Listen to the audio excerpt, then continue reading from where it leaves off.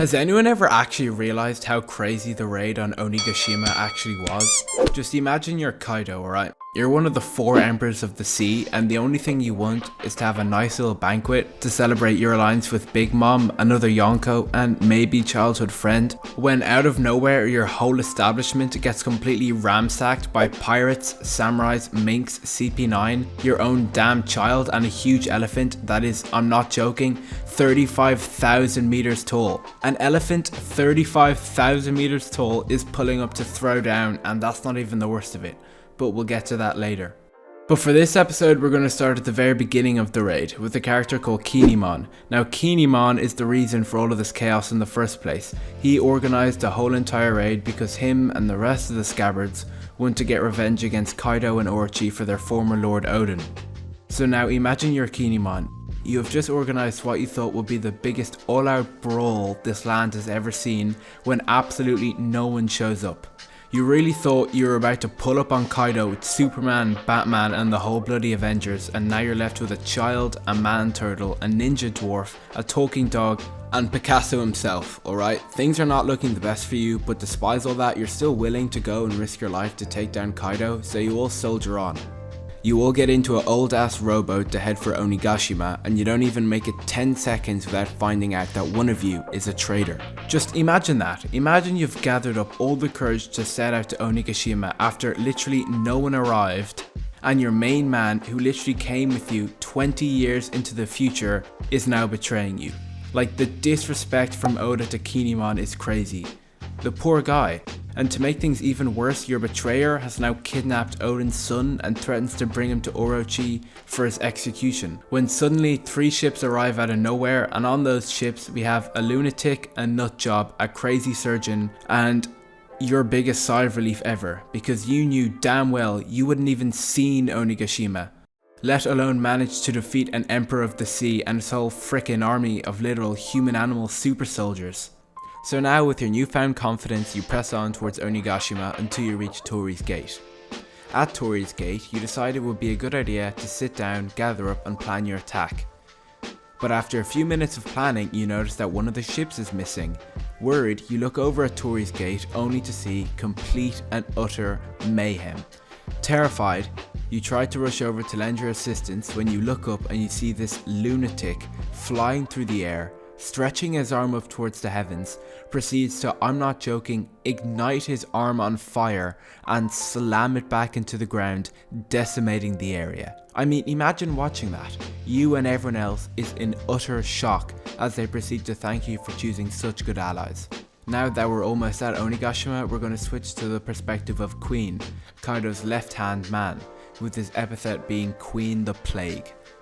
Now, okay, imagine you're Queen. You're the left-hand man of an actual Yonko, Kaido, King of the Beasts, and you're actually pretty strong yourself, as you can literally turn into a brontosaurus at will.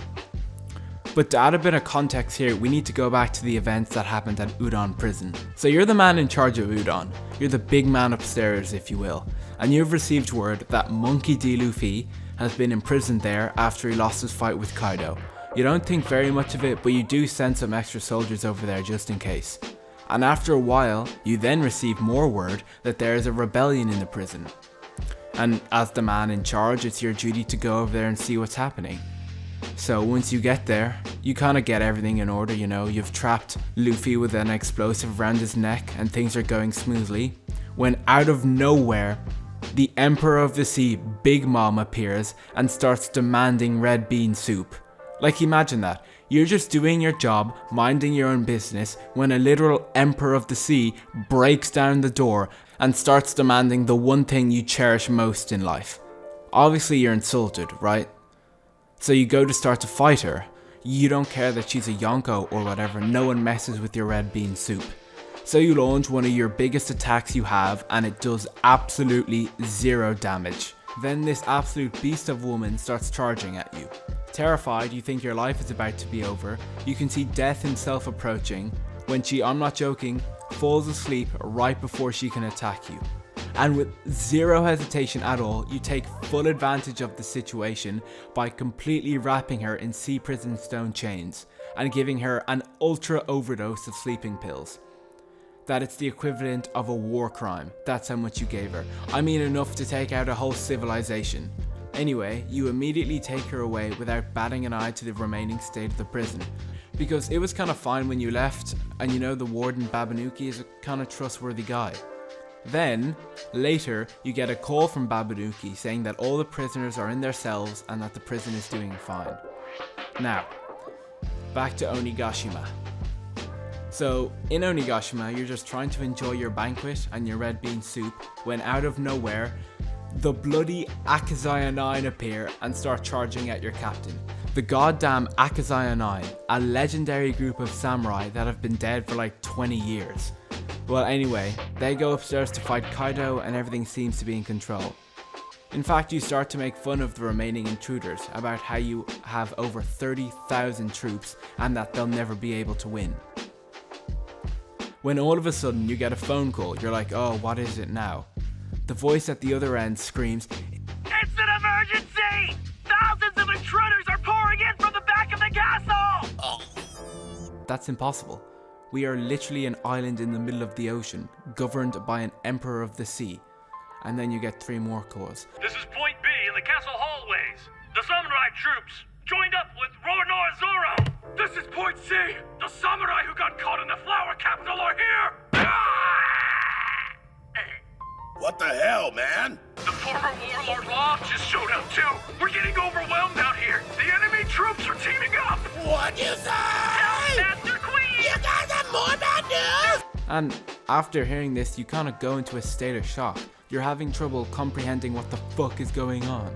And as you almost blow your basket, you get another call, saying that Marco the Phoenix, the right-hand man of Whitebeard, the person who literally ruled the seas before he died, is here. And after hearing that, you've completely gone insane, blown a fuse if you will, and all you can say is that goddamn Babanuki, how dare he. Furious, you decide to take matters into your own hands and launch a deadly attack on the enemy, a disease that literally turns people into ice zombies. And then you get a brief moment of relief when, to your surprise, a literal human reindeer manages to make a cure and heal everyone. You've been working on diseases for years now, and this random doctor makes a cure in a couple of minutes. And not even a vaccine. Oh no, he actually releases the cure into the air for everyone to breathe in. Like, the disrespect. Furious, you go to confront the little reindeer, you know, you want to give him a piece of your mind, when he transforms into, I don't know what, a titan, and proceeds to grab you by the neck and slam you into a building. You are just not having a good day at all. And then after a while, you decide to go after Sanji. And you start to whoop his ass a little, you know, like you've got him on the ropes, kicking him all around the place, when he literally awakens his inner exoskeleton and proceeds to kick you through about 5 walls and out the building. In the span of a few hours, your normal night has turned into you becoming a meme and your life being turned upside down by a lunatic and his allied band of misfits. Now yeah, this is about all for this video. Now I do plan to do a part 2 with the main perspective being Kaido, and that will be out shortly. But if you did make it this far, I hope you had a good laugh. And although this video did take me a while to make, I really enjoyed making it and putting everything together. So if you did enjoy it, consider liking. And yeah, I'll see you in the next one.